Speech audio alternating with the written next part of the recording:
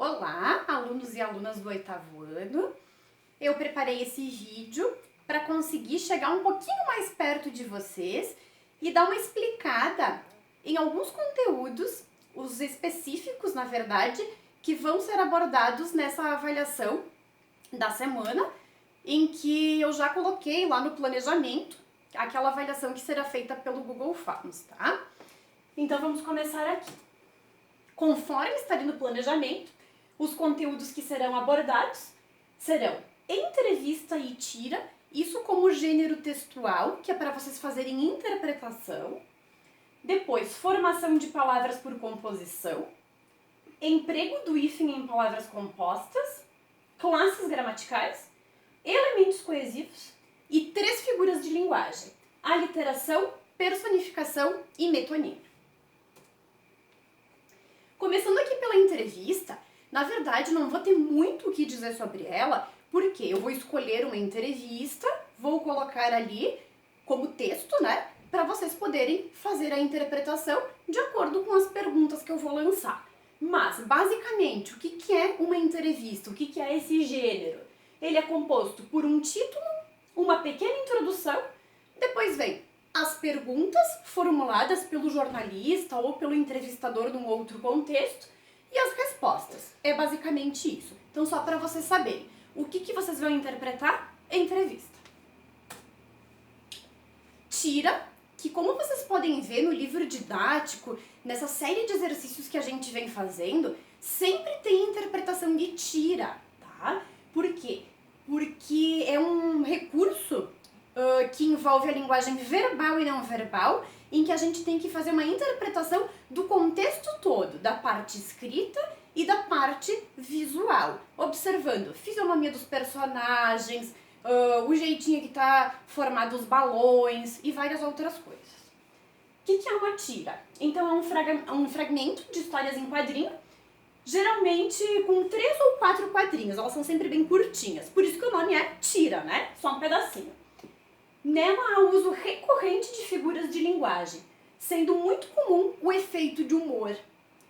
Vocês devem ter percebido que em muitas das questões ali do livro se pergunta assim: qual é o efeito de humor produzido por tal coisa? Sempre fala de efeito de humor. Então, na sua maioria, traz esse efeito de humor, entre outros, e com o uso de figuras de linguagem é bem comum aparecer a ironia. Mas aparecem outras figuras de linguagem também. Então, da tira, o que vocês precisam, na verdade, é conseguir interpretar aquilo que eu vou colocar ali. Então, escolhi uma tirinha e a partir dela vou fazer uma série de perguntas para vocês interpretarem. Bom, aqui, formação de palavras por composição, emprego do hífen em palavras compostas e classes gramaticais. Por que eu agrupei essas 3 coisas juntas, tá? Que aparentemente seriam 3 conteúdos diferentes. Porque é uma coisa interligada à outra aqui. Então vamos começar assim, pela questão do emprego do hífen nessas palavras compostas. Regra geral: usa-se hífen nas palavras compostas quando são formadas por substantivos, adjetivos, verbos ou numerais. Isso é uma regra que já estava explicitada lá no livro, né, num dos exercícios que nós fizemos. Como é que isso vai ser? Então, onde que a classe gramatical entra aqui nesse conteúdo de palavras compostas? Bom, esses que estão grifados aqui, substantivos, adjetivos, verbos e numerais, já são 4 das 10 classes de palavras que a gente tem na língua portuguesa.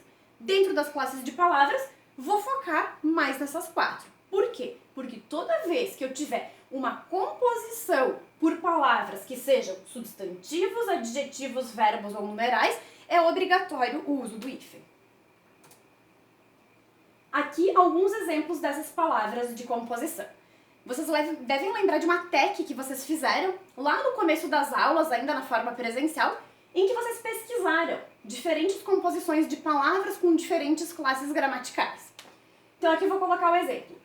Cachorro quente. Só a palavra cachorro sozinha, eu tenho um sentido. O bichinho, au, né? Então, cachorro é um substantivo, porque é o nome de um bicho.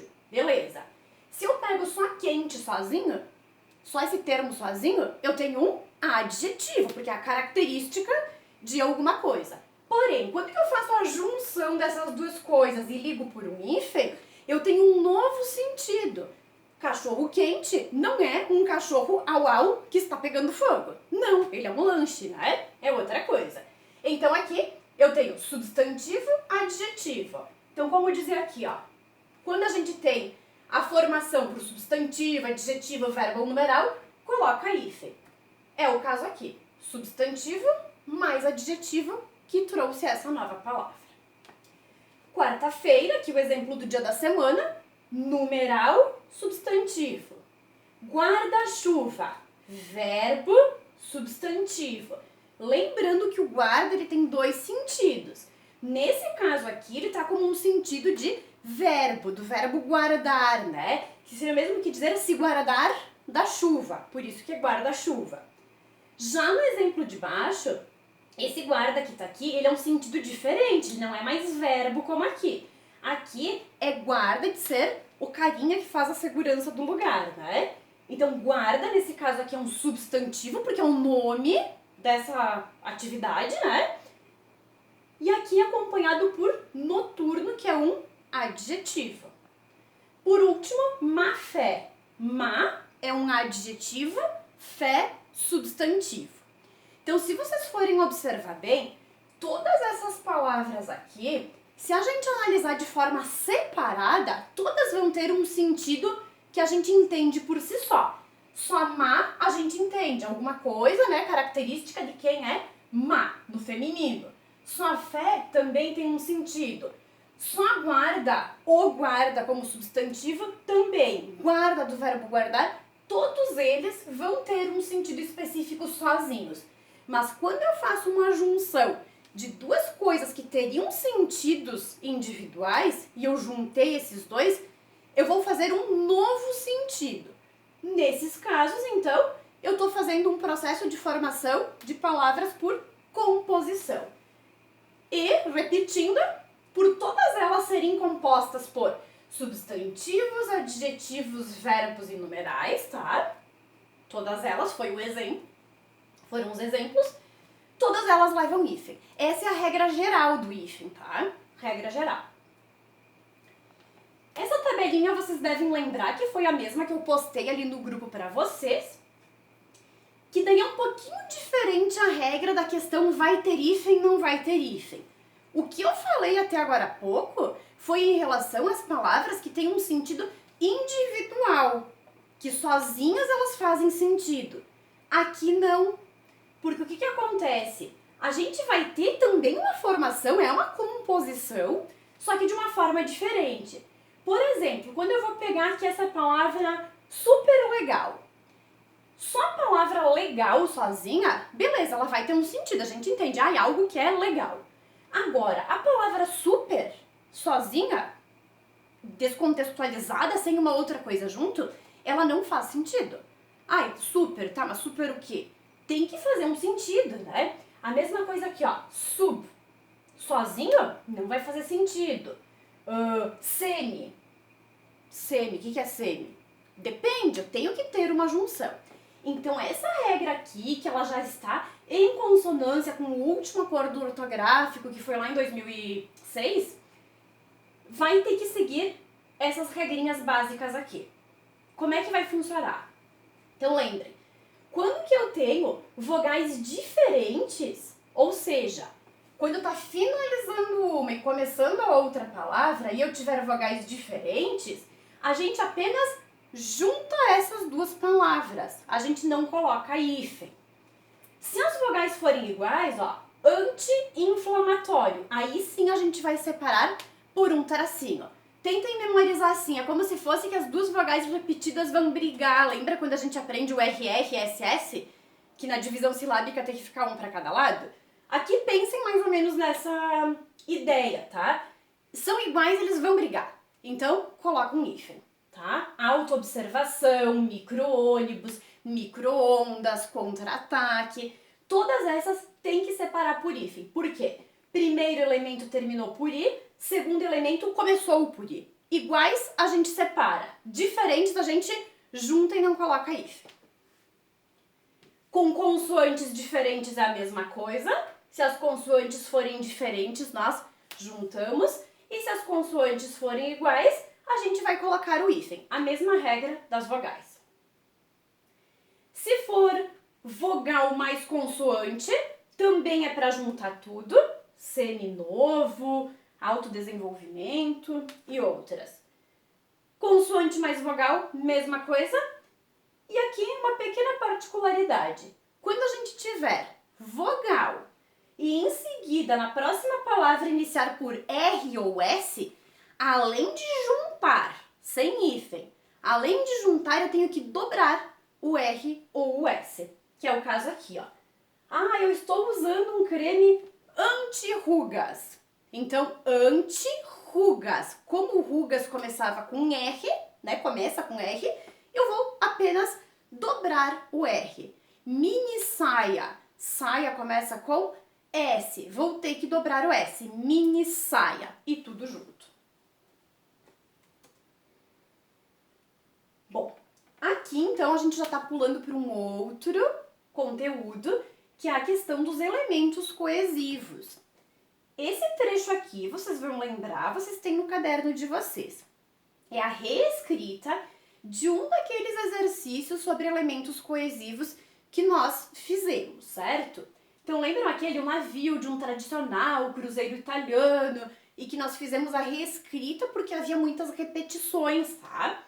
O que são os elementos coesivos que vão fazer as ligações entre as partes do texto? Eu sublinhei aqui alguns deles, que também vocês podem observar naquela tabela em que eu passei para vocês, era quadro de elementos coesivos, são 2 folhas, tá? De elementos coesivos que trazem algum sentido, ou seja, além de fazer uma ligação entre as partes do texto, eles acrescentam ainda um sentido, tá? Então, por exemplo, aqui, o navio de um tradicional cruzeiro italiano que possuía uma tripulação treinada para enfrentar adversidades, começou a afundar, porque o comandante distraiu-se com a festa. Esse porquê que tá aqui, ele é um elemento coesivo que indica causa, ou seja, qual que foi a causa, né, desse navio ter começado a afundar? Aí vem a causa aqui, porque o comandante distraiu-se com a festa. Porque elemento coesivo que liga uma oração com a outra e indica causa.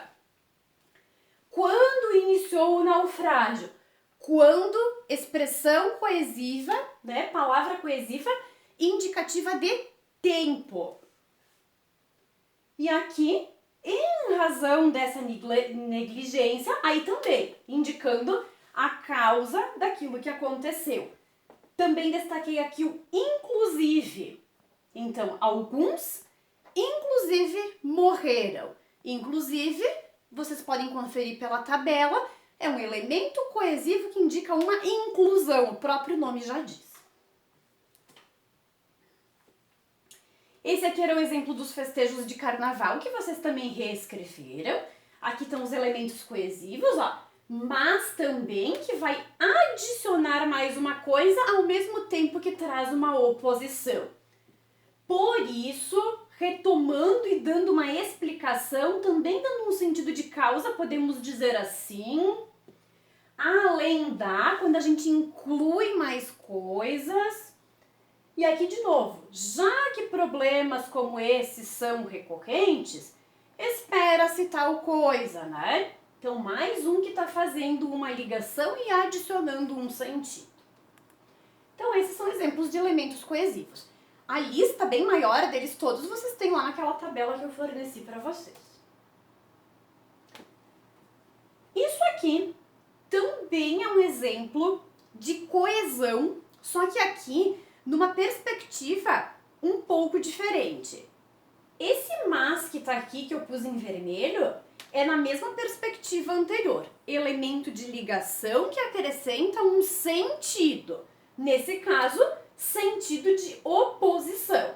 Ele sempre faz isso quando o trem passa. Mas é um animal bastante calmo. Mas oposição, tá? Para dar um sentido diferente daquilo que tinha sido dito anteriormente. Então aqui, elemento elemento coesivo que faz a ligação e dá um sentido. Porém, esses outros termos que eu deixei sublinhados é um processo também para estabelecer uma coesão, só que aqui não é nessa mesma perspectiva de acrescentar um sentido. Aqui é apenas para substituir. Eu uso palavras que eu considero sinônimas e que elas podem substituir para evitar aquela repetição. Por quê? Se eu não tivesse usado as palavras ele e animal aqui, a frase ficaria o seguinte: o cachorro uivou. O cachorro sempre faz isso quando o trem passa, mas o cachorro é bastante calmo.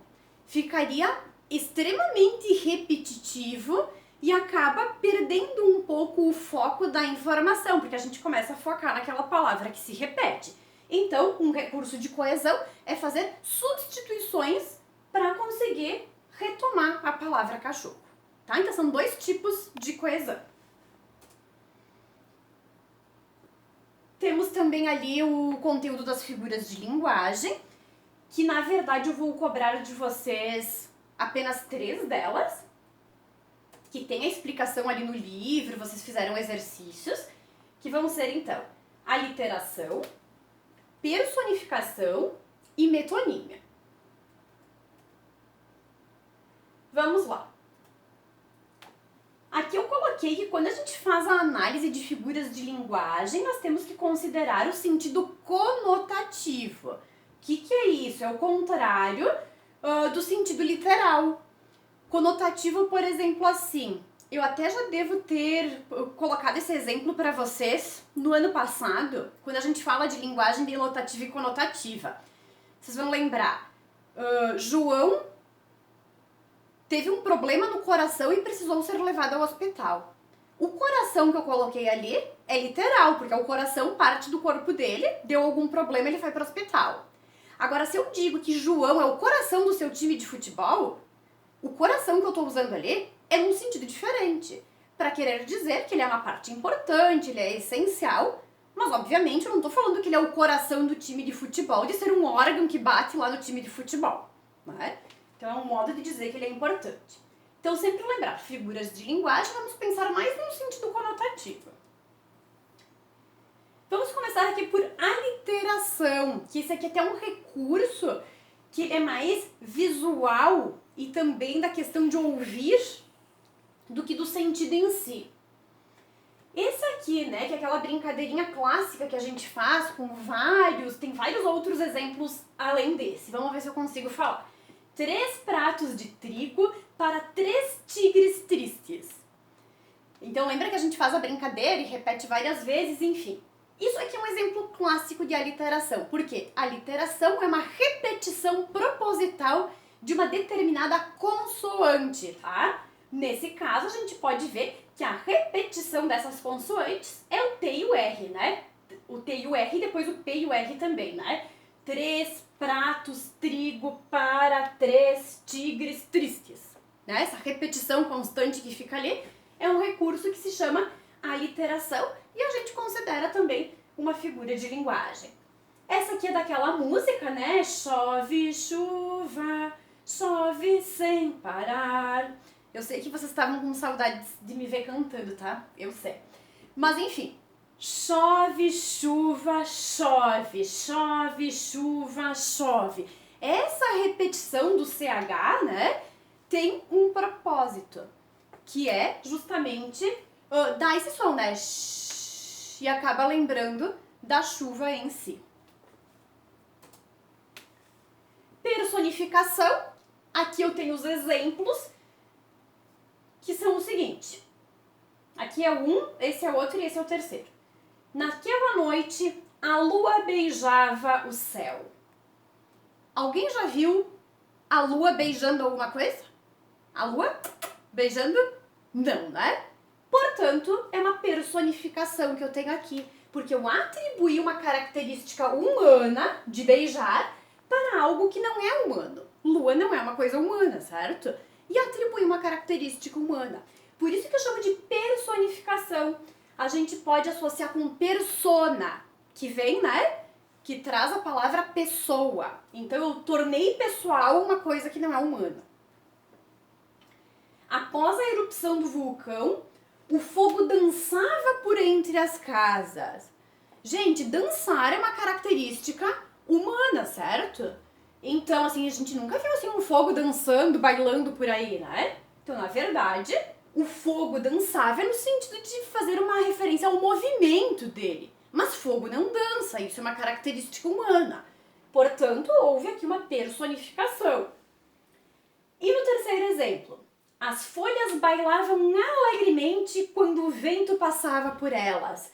E agora aqui de novo, né? Folhas bailando. Folha, como é que as folhas vão bailar uma, chamar a outra para dançar e bailar? Não rola, né? Então isso significa que, claro, aqui tem um tom mais poético para mostrar que elas tinham um movimento bonito, enfim, mas isso não significa que era real, né? Então, personificação, porque eu dei uma característica, uma atitude humana para as folhas que não são seres humanos. E a terceira figura de linguagem, que é a metonímia. Metonímia tem vários processos, eu posso trocar marca pelo produto, parte pelo todo, autor pela obra, tem vários processos. Lá no livro também está descrito isso. Bebeu uma garrafa de suco e ainda queria mais. Então, na verdade, por que é uma metonímia? Eu troquei aqui o continente pelo conteúdo, né? Porque o que acontece? O que eu bebi foi o suco, que é o conteúdo. A garrafa é o continente porque é o que envolve o conteúdo, né? Então, na verdade, eu não tenho como beber a garrafa. Fica complicado de beber uma garrafa. Mas sim, eu bebo o suco. Mas quando que eu faço esse uso, que não é errado, é só uma figura de linguagem, eu tenho um processo que se chama metonímia. Em muitas ocupações, a mulher ainda ganha menos do que o homem. Aqui é o clássico exemplo de a parte pelo todo. Porque aqui, por mais que eu use no singular a mulher ou homem, eu estou me referindo a um geral, a mais do que uma mulher, a mais do que um homem, né? E seria o seguinte, em muitas ocupações as mulheres ainda ganham menos do que os homens. Mas, mesmo usando no singular, não está errado e a gente consegue perceber que eu uso o singular, mas para representar ali uma coletividade. Por último, eu adoro ler Machado de Assis. Aqui, gente, eu troquei o autor pela obra, porque na verdade, o que eu adoro ler? São as obras de Machado, e não o Machado de Assis. Como é que eu vou ler o homem, né? Não dá. Então, assim, é uma maneira de dizer para se referir que você gosta de ler as obras de Machado de Assis, os livros, os textos dele. Certo, gente? Então, assim, basicamente são esses os conteúdos que vão ser abordados. Ali no livro didático, naqueles boxes que vão aparecendo no meio dos exercícios, sempre tem explicações bem bacanas, dicas bem legais, que vão ajudando vocês a se situar. E dúvidas, vocês me chamem que eu vou esclarecendo para vocês, tá bom? Bons estudos!